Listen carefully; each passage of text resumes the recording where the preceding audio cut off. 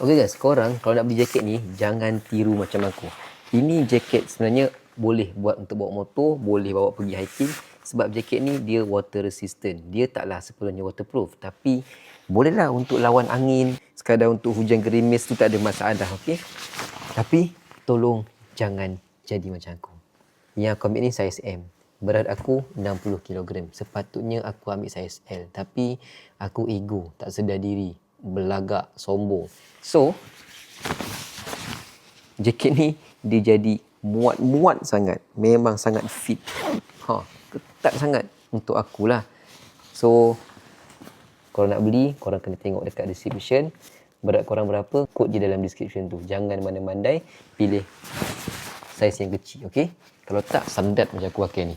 Nasib baiklah harga dia bawah RM50 je. Okey, sini ada poket. Ada zip. Kiri kanan ada poket. Ada juga zip. Yang mana zip dia pun waterproof juga.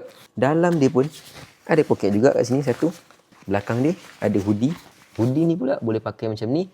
Boleh juga tanggalkan. Bahagian tangan ada satu velcro untuk bagi ketat. So kalau bawa motor, kalau hujan boleh tarik ketat-ketat supaya air tak masuk. Overall bagi aku, jaket ni memang sangat cantik. Cuma itulah saiz pula salah untuk aku. Tapi tak apa. Macam ni, aku bagi je lah wife aku sebab saiz kecil kan. Aku boleh beli lagi. Sebab harga dia bawah RM50. Memang sangat-sangat berbaloi. Kalau korang nak juga, ada dalam link kat bawah. Tekan saja. Lepas tu, pilih saiz yang betul. Okey?